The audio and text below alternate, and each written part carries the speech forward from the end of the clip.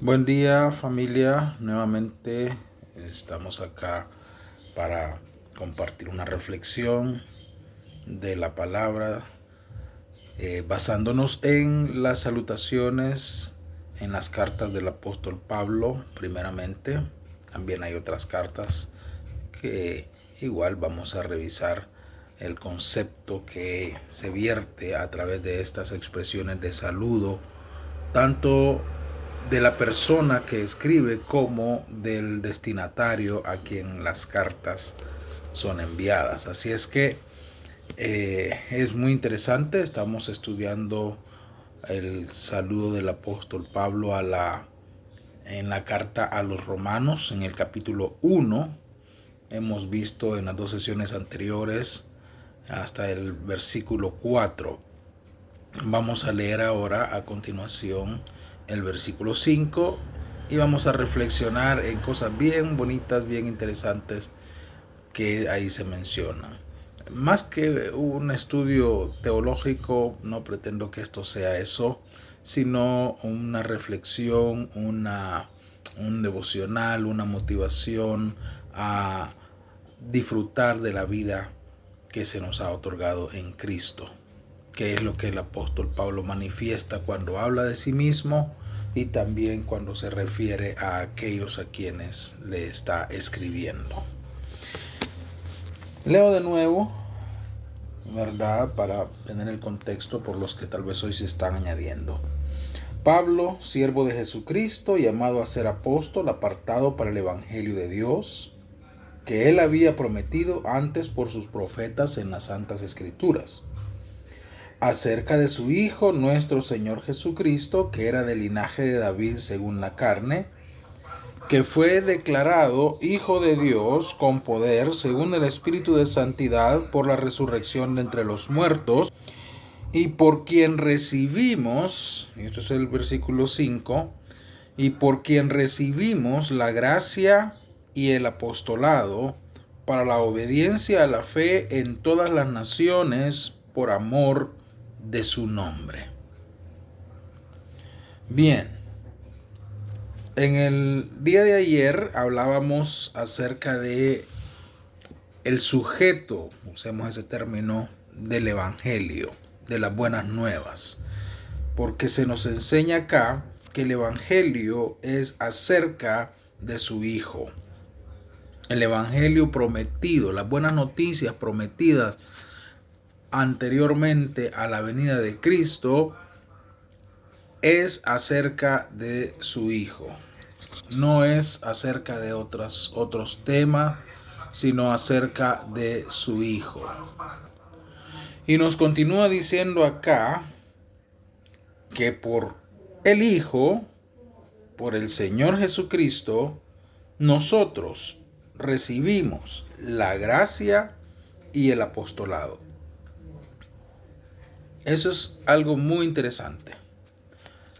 ¿De quién recibimos la gracia? ¿Por medio de quién recibimos la gracia del Señor?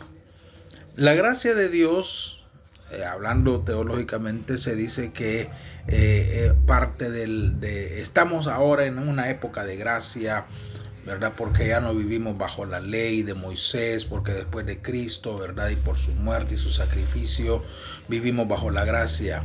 Pero realmente siempre ha sido por gracia, porque por ley, es decir, el favor de Dios siempre ha sido por gracia, gratis, regalado, no merecido. Esos son los significados de gracia, no brevemente. Porque por ley nunca nadie ha podido cumplir ni la ley de Moisés, ni el resumen de la ley, que serían los 10 mandamientos. ¿Quién puede decir que ha cumplido los 10 mandamientos a cabalidad? Solo nuestro Señor Jesucristo. Entonces, todos los personajes del Antiguo Testamento no obtuvieron el favor de Dios por merecerlo. Siempre fue por gracia.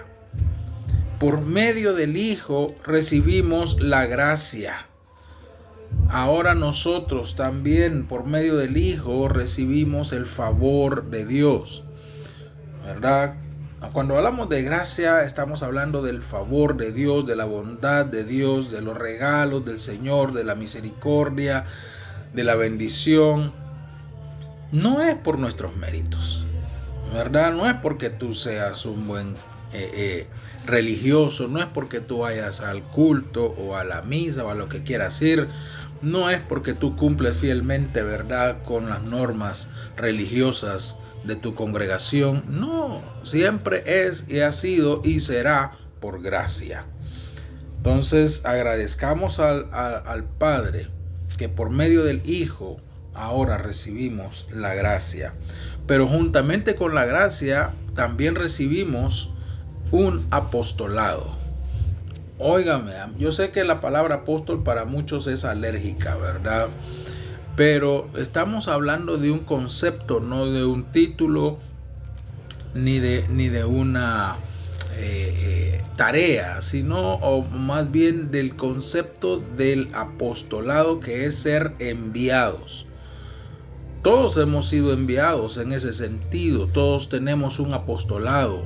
Jesucristo antes de partir le dijo a sus discípulos y con ellos a todos nosotros: id por todo el mundo y predicad el evangelio. Estas buenas nuevas de las que hemos hablado, que ya no son una promesa, sino que son una realidad de nuestras vidas. Ese es tu apostolado, es mi apostolado, es la razón de estar acá, tratando de sacar provecho de las redes sociales, de la tecnología, para llevar un mensaje a más personas de las que podamos alcanzar físicamente. Esa es la razón por la cual se invierte tiempo, recursos, talentos, gracias, habilidades. Porque tenemos un apostolado. Tú tienes un apostolado.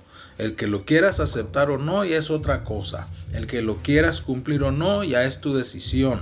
Pero que has sido llamado para ir y anunciar las buenas nuevas, definitivamente eso es innegable. Hemos sido sacados de la potestad de las tinieblas al reino del Hijo para que anunciemos las virtudes. Somos linaje santo, pueblo escogido, real sacerdocio, para que anunciemos las virtudes de aquel que nos llamó. Es decir, tenemos un apostolado. Personajes que el Señor sanó cuando estaba acá en la tierra, ¿verdad? En su ministerio terrenal, les dijo: vayan y cuenten lo que se te ha hecho, lo que has recibido. Muchos querían quedarse con Jesús y Él les decía: no, tú no te puedes quedar conmigo. No has sido llamado para estar solamente conmigo. No, es un apostolado. Tenemos que ir y anunciar el evangelio. El apóstol Pedro, cuando vio al Señor transfigurado allá en el monte y se quedó prendado de esa imagen y de esa experiencia, imagínense usted tal vez lo que él habrá disfrutado, percibido, sentido en todos los aspectos. Él dijo: no, Señor, aquí quedémonos, hagamos 3 cabañas aquí, ¿verdad? Porque eran 3 personajes los que estaban ahí: Jesús, Moisés y Elías.